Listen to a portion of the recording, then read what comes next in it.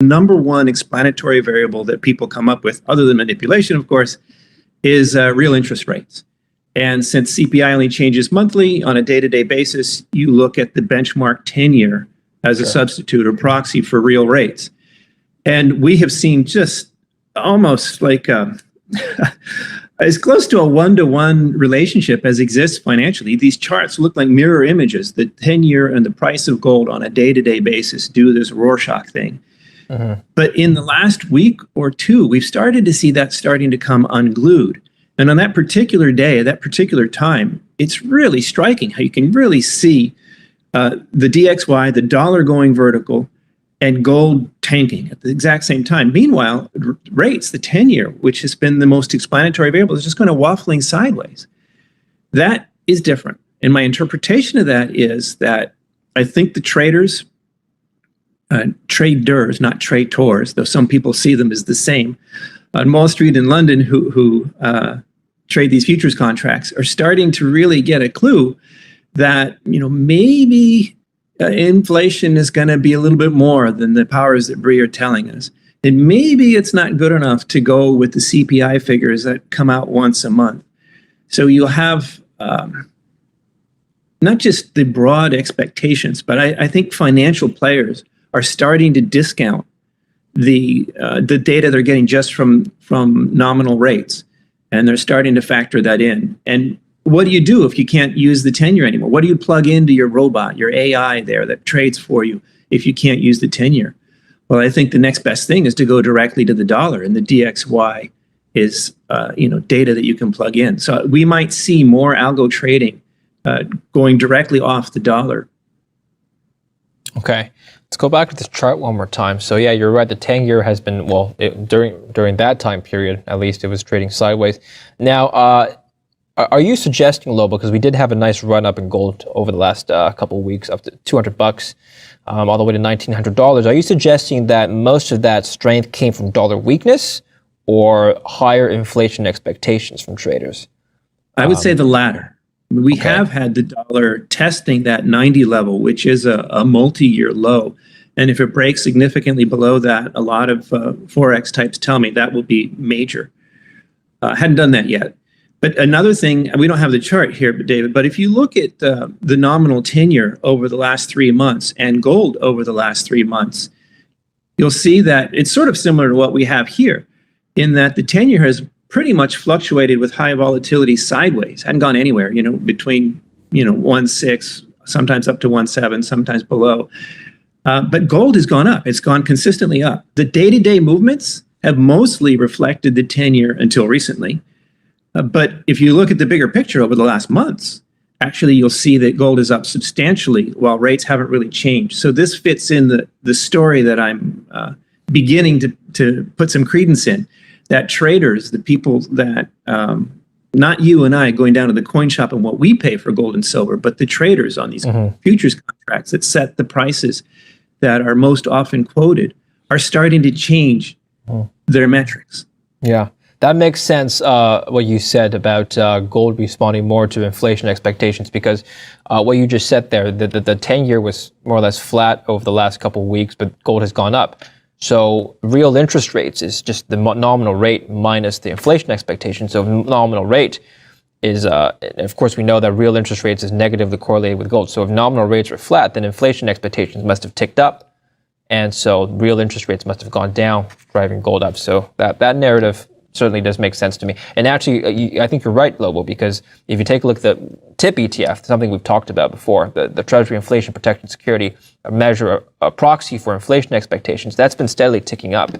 That leads me to my next question, Lobo, which is, this is an interesting phenomenon that I've observed, which is that gold over the last 5 to 10 years, if you chart gold, I'll pull up this chart here, gold versus the TIP ETF has had a very, very strong correlation.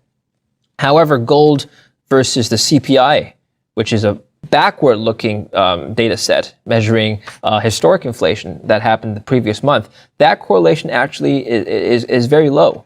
There's very little consistent measurable correlation between inflation, CPI data, and gold over the long term. Take the 80s, for example. We had very high inflation in the 80s, but gold went down. So Anyway, my point is, why is it that gold doesn't correlate well with historic inflation, but correlates perfectly with inflation expectations, which is forward-looking? So it's interesting that you picked the 80s. All right, let's take this one piece at a time. If you look at the last 10 years, we say that they've been largely disinflationary. There hadn't been actually any real deflation, but it's been disinflationary, not much inflation to speak of. Yeah. And if you disregard the noise and you look at 1910 or 1905 gold, where we're at as you and I speak, and the peak of 1900 almost 10 years ago in 2011, well, gold's gone sideways. You could argue that gold's gone sideways, inflation's gone sideways, or actually screen out the noise, and they're on par. But the 70s were the most inflationary period since the dollar was divorced from gold in 71 by Tricky Dick Nixon. And the story there, I think, fits in what you're saying. It wasn't so much how much prices went up today that made people run out and buy gold or silver. In my case, it was silver at the time with my lawnmower boy money. But it was the expectation, the understanding that, oh my gosh, inflation's out of control. These headlines, these nightmare headlines about how inflation was going to the moon and we weren't going to, it didn't seem possible. The Fed couldn't control it, pre-Volcker. It seemed out of control. Nobody knew what was going on. So that fear drove a lot of people into gold and silver who wouldn't otherwise. So it was very strongly the expectation, not just the reality. Mm-hmm. If you look at just the numbers and correlate them, you'll get a different thing than if you correlate the expectation. And that's, broadly speaking, I think that makes perfect sense. I've often described gold as a fear barometer. Right? People want to look at the supply and demand, how much is coming out of the mines and how much is being made into jewelry and all that stuff. And I think that's an erroneous way to try to predict the price of gold. Because as you and I know, most of the gold that's ever been mined is sitting around in refined form in vaults somewhere or another. So the potential supply can always completely swamp any industrial or jewelry or other demand out there if suddenly everybody decided to sell.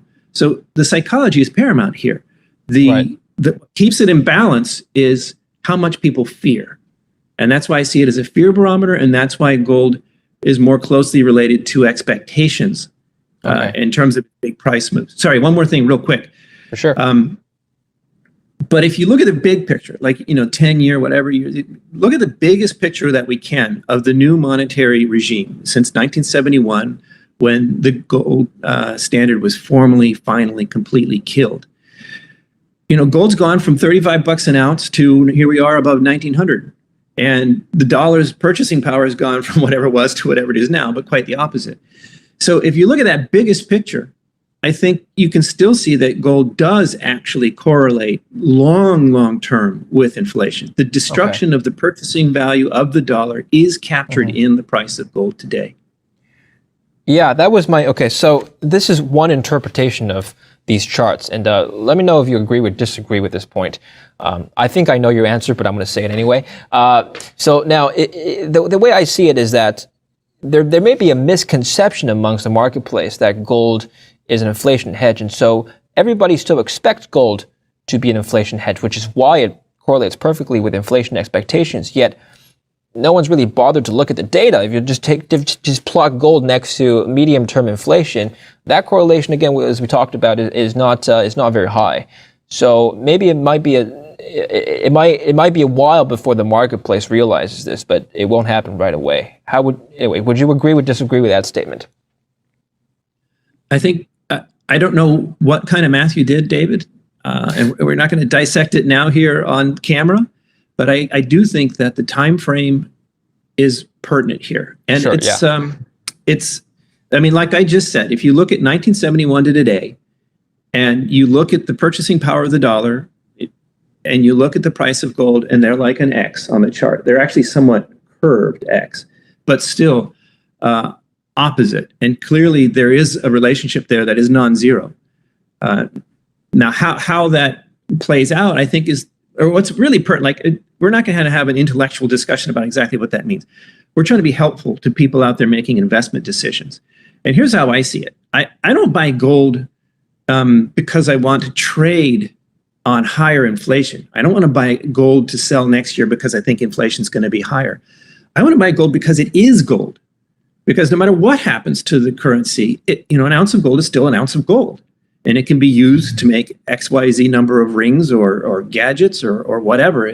It's one of the 92 naturally occurring chemical elements that has unique and distinct properties, and it has a certain value. So you look at it over not just decades, but centuries or thousands of years. And there's a famous thing, I can't substantiate this, but it's often said that 1 ounce of gold is roughly equivalent to the price of one really good suit across millennia.